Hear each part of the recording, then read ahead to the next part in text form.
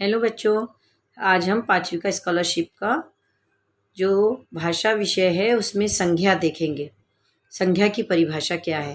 पहले हमने लिंग देख लिया, वचन देख लिया और अब हमको देखना है संज्ञा। संज्ञा की परिभाषा है किसी व्यक्ति, वस्तु, स्थान या भाव आदि के नाम को संज्ञा कहते हैं। जैसे राम, पुस्तक, दिल्ली, सुंदरता। अब ये देखिए आप, संज्ञा के कितने भेद है?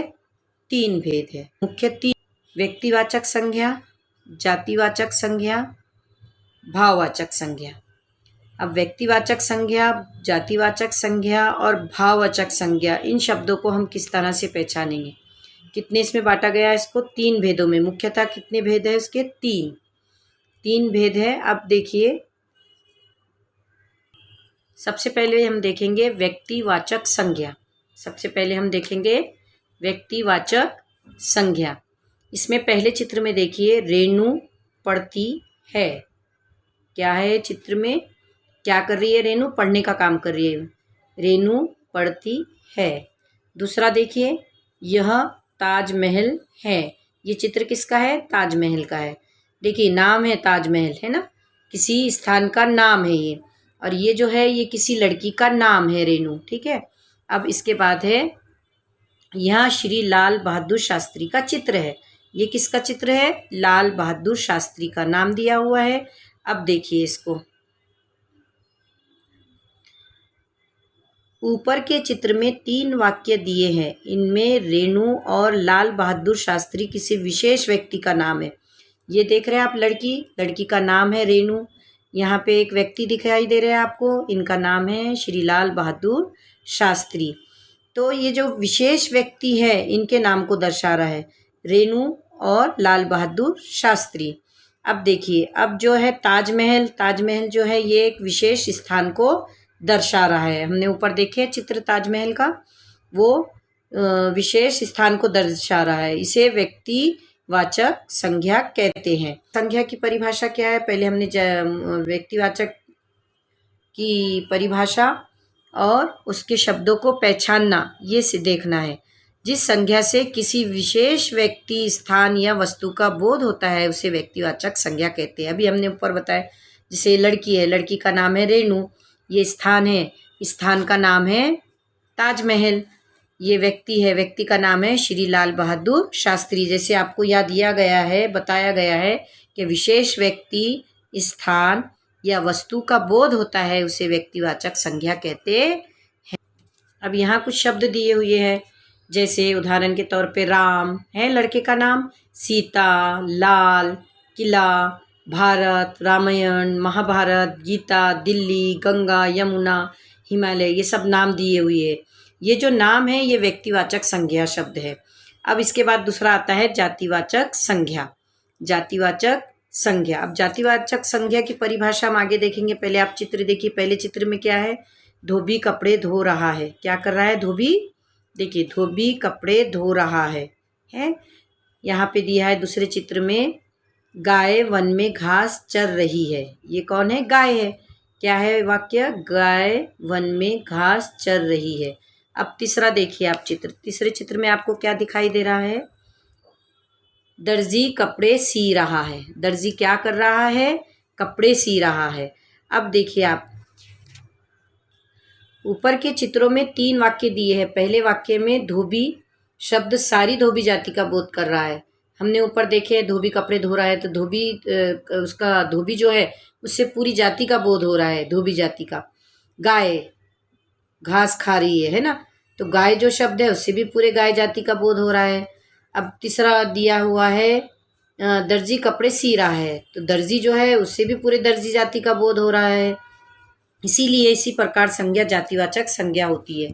जैसे इसकी परिभाषा है, जिस संज्ञा शब्द से एक ही जाति के सब प्राणियों अथवा वस्तुओं का बोध हो उसे जातिवाचक संज्ञा कहते हैं। उसे क्या कहते हैं बच्चों? जातिवाचक संज्ञा, जिससे पूरी जाति का बोध हो रहा है। देखिए, अभी हमने बताया आपको, धोबी कपड़े धो रहा है। धोबी तो पूरी जाति का बोध हो रहा है उस धोबी शब्द से। गाय घास खा रही है, तो गाय जो है, गाय से पूरी गाय, स्पेशल नाम नहीं है, इसलिए वो जातिवाचक संज्ञा शब्द है। दर्जी जो है तो वो कोई भी दर्जी हो सकता, दर्जी से तो पूरी दर्जी जाति का बोध हो रहा है, इसलिए दर्जी जो शब्द है वो भी क्या है, जातिवाचक संज्ञा है।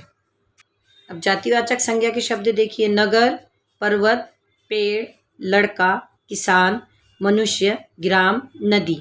ये जो सब शब्द है ये है जातिवाचक संज्ञा। अब हमको तीसरा देखना है भाववाचक संज्ञा। भाववाचक संज्ञा में पहला चित्र देखिए आप, क्या है, मोहन में अभी लड़कपन है, मोहन में अभी लड़कपन है।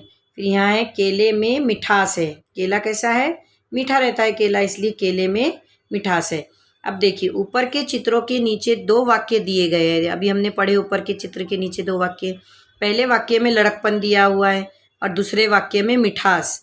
तो ये जो है ये वस्तु व्यक्ति के दोष या गुण को दर्शा रहा है, इसलिए दोनों शब्द ना तो व्यक्तिवाचक संज्ञा है और ना तो जातिवाचक संज्ञा है, केवल भाववाचक ही संज्ञा है। इसीलिए इस प्रकार संज्ञा को भाववाचक संज्ञा कहते हैं। जैसे इसकी अब परिभाषा देखिए। अब देखिए भाववाचक संज्ञा की परिभाषा, जिन संज्ञा शब्दों से गुण, दोष, धर्म, दशा आदि मन के भावों का बोध होता है उन्हें भाववाचक संज्ञा कहते हैं। जैसे स्वास्थ्य, वकालत, माधुर्य, यौवन, मिलावट, दानवता, पशुता, वीरता इत्यादि शब्द। अब ये जो है ये शब्द जो आएंगे ये भाववाचक संज्ञा है। इसी भाववाचक संज्ञा के और 4 प्रकार हैं। कितने प्रकार हैं? 4 प्रकार है। इसमें हमने सबसे पहले आपको बताया संज्ञा के 3 भेद है, व्यक्तिवाचक संज्ञा, जातिवाचक संज्ञा, भाववाचक संज्ञा। अब भाववाचक संज्ञा के भी 4 प्रकार है। कितने प्रकार है? अब देखिए कौन से 4 प्रकार है। एक तो सर्वनाम से, जातिवाचक संज्ञा से, विशेषण से और क्रिया से। अभी हम इसी को कंटिन्यू करते हैं क्योंकि अगला वीडियो में अगर बनाएंगे तो आप कंफ्यूज हो जाएंगे। अब भाववाचक संज्ञा के 4 प्रकार है। ये जो है सर्वनाम से, जातिवाचक संज्ञा से, विशेषण संज्ञा से और क्रिया से। सर्वनाम से जो है तो अपना, भाववाचक संज्ञा बनेगा उसका अपनापन, नीच, नीचत्व। सर्वनाम से देखिए पराया, परायापन, मम, ममता। ये आपको क्वेश्चंस आते हैं, इसीलिए इस पे ज़्यादा ध्यान देना है हमको। इसके भाववाचक संज्ञा के 4 प्रकार हैं, उसमें से सर्वनाम के साथ, जातिवाचक संज्ञा से। अब जातिवाचक संज्ञा से देखिए आप, जातिवाचक संज्ञा है बच्चा, है ना, बच्चा कोई भी बच्चा हो सकता है, ये जातिवाचक संज्ञा शब्द है। इससे बनेगा भाववाचक संज्ञा बचपन। फिर है बाल, बालपन, शिशु, शैशव, पशु, पशुता, बूढ़ा, बुढ़ापा, स्त्री, स्त्रीत्व, प्रभु, प्रभुत्व, पंडित, पंडित्य।